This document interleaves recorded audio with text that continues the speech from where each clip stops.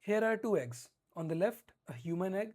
It is so small you'll need a microscope to see it, and it's almost transparent. And on the right side, there is a hen's egg. The yellow yolk alone is thousands of On the right side, a hen's egg. The yellow yolk alone is 1000 times bigger than that of human egg. Both are the same thing, a single female sex cells, which is one ovum. So why the enormous difference?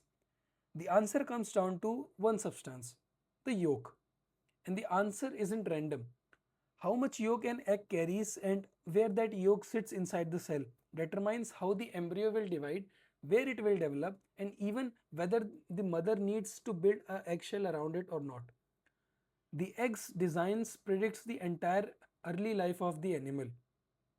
So in this video, we will classify eggs in four different ways: by the amount of yolk, the distribution of yolk, presence of a shell, and developmental potency. And by the end, you will see how a single feature, yolk, shapes everything that follows. So let's begin. Let's start with the definition. The fully developed female sexual cell is termed as the ovum or the egg.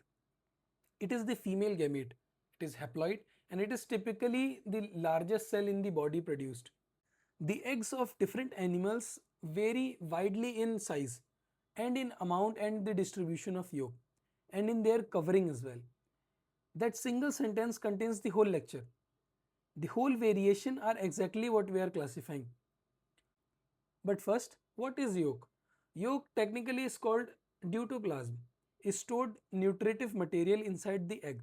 It has proteins, phospholipids and fats, often packaged into yolk platelets. Its job is simple but critical. It is the food supply for the developing embryo before the embryo can feed itself from the outside world. And here's the logic that drives the entire classification. An animal whose embryo develops outside the mother with no other food sources, like a bird, must pack an enormous amount of yolk into the egg to last until hatching.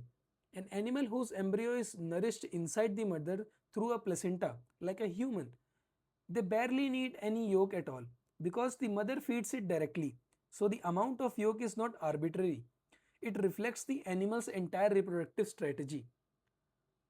So we have divided it into four criteria: according to amount of yolk, according to distribution of yolk, according to presence or absence of shell, and according to the developmental potency. Let's take them one at a time. The first type is according to the amount of yolk inside the cytoplasm. There are following types. The Greek suffix in every name is lecithal, which simply means yolk. The first type is alecithal. A means without and lecithal means yolk. So in an alecithal egg, the amount of yolk is negligible, practically absent. And examples are eutherians, the placental mammals, which includes humans as well.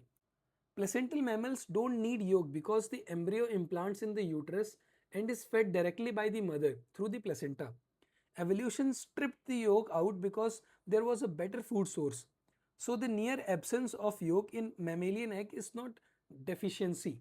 It's a signature of placenta development. The next is microlecithal, also known as neolecithal or oligolecithal. The prefix micro, meo and oligo all means small. So these eggs contain a small amount of yolk or a reserved food, and these are seen in Amphioxus and eutherians. Amphioxus is a classic example, a small marine chordate whose larva begins feeding very early. So it only needs a modest yolk reserve to get started. The next is mesolecithal. Meso means moderate. That is, a mesolecithal egg has a moderate amount of yolk, such as an egg, and these are seen in amphibians like frogs and toads.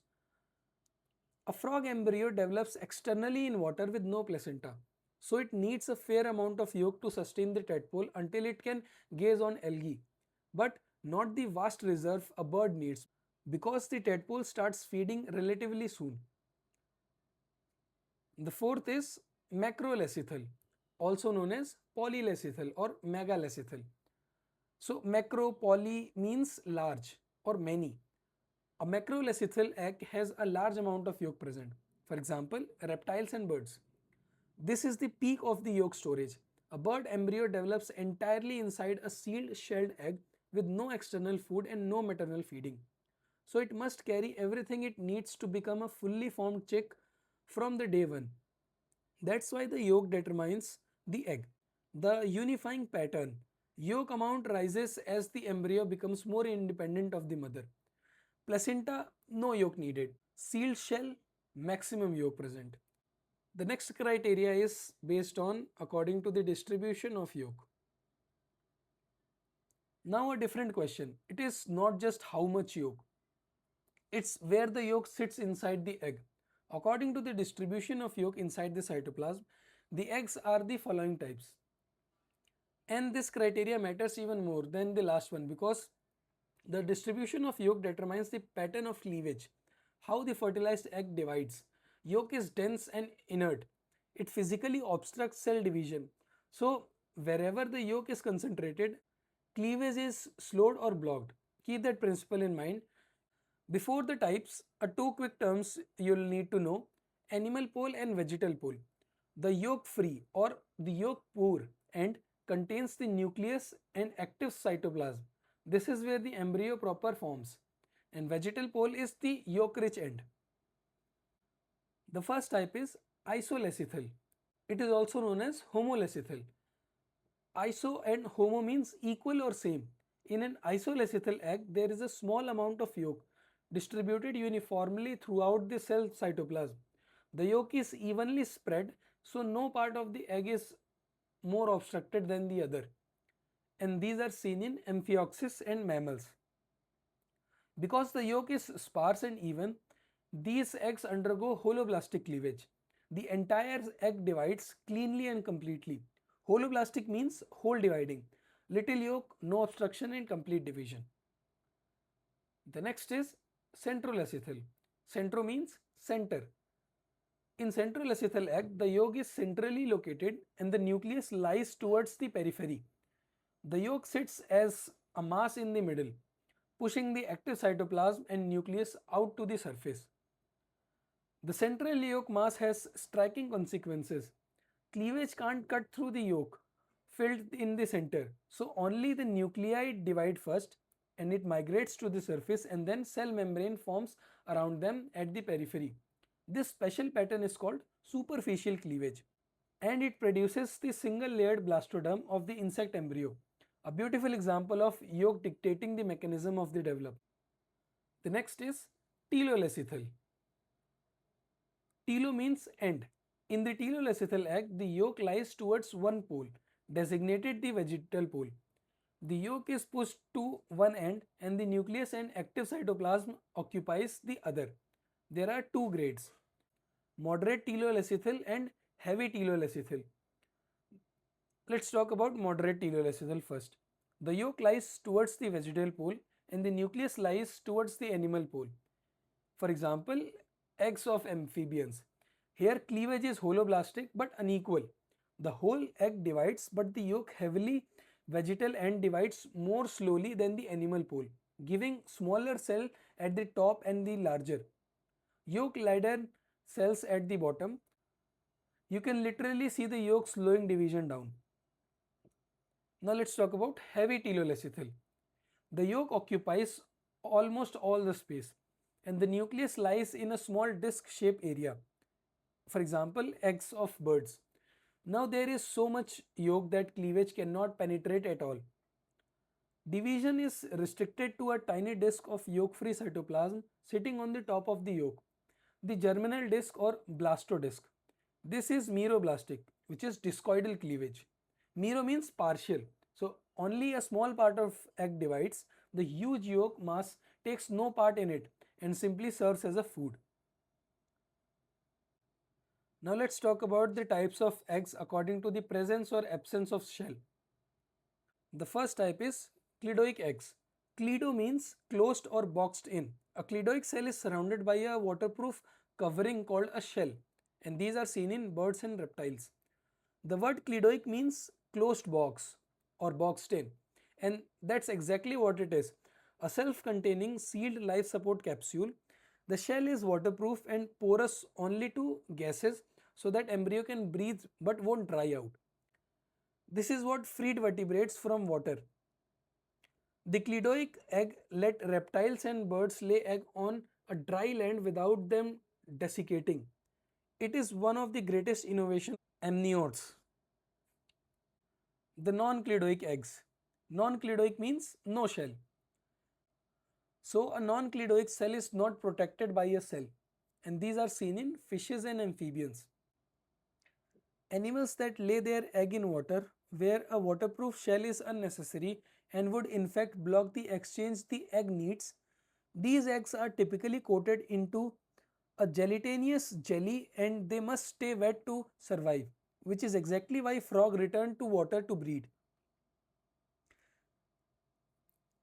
And the fourth criteria is classification by developmental potency.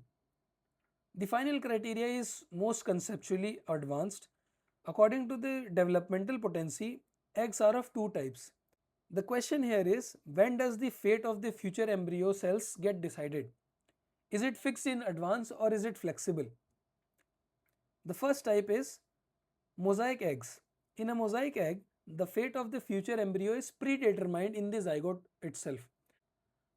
Examples would be nematodes and mollusks, annelids or ascidians. The name is the clue. Like title in a mosaic, each region of the cell is already assigned a fixed role. The cytoplasm contains determinants, molecules localized to specific regions. And as cleavage divides the cell, each cell inherits a particular set of determinants that locks in its fate.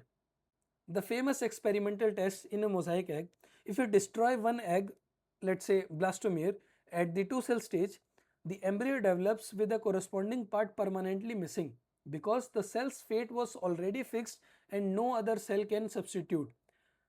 This is also called determinate cleavage.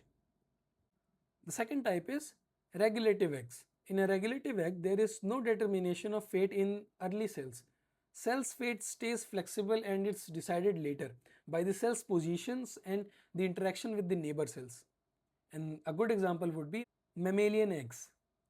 The experimental test gives the opposite, striking result. If you separate the two cells of a regulative egg, each one can regenerate a complete whole embryo. The cell regulate, they compensate for what is missing. This is indeterminate cleavage, and it is precisely the mechanism behind identical or monozygotic twins in humans. One embryo splits early, and because the cells are regulative, each half builds a whole individual. Let's just quickly recap. So we have learned types of eggs based on four classification. First, by the amount of yolk. Alecithal, which has negligible yolk. Microlecithal, which has small amount of yolk. Mesolecithal, which has moderate amount of yolk. Macrolecithal, which has large amount of yolk. More yolk will determine more independent development. And second classification was by the distribution of yolk. Isolecithal, evenly distributed. Centrolecithal, centrally located. Telolecithal, at pole, moderate in amphibians and heavy in birds. Distribution controls the cleavage patterns. The third classification was by shell, cleidoic and non-cleidoic. The fourth one is classified based on potency, mosaic. It has fixed fate, it has which is already determinate, and regulative, which has flexible fate, which is indeterminate, the basis of identical twins. One feature, yolk, running through all of it, shaping how the embryo divides, where it develops, and what the mother must provide. If this pulled all the lecithal terms together and made them finally stick to your mind, that's exactly what our channel is for. So that's it for this video. Keep learning, keep achieving. I'll see you in the next one. Thank you.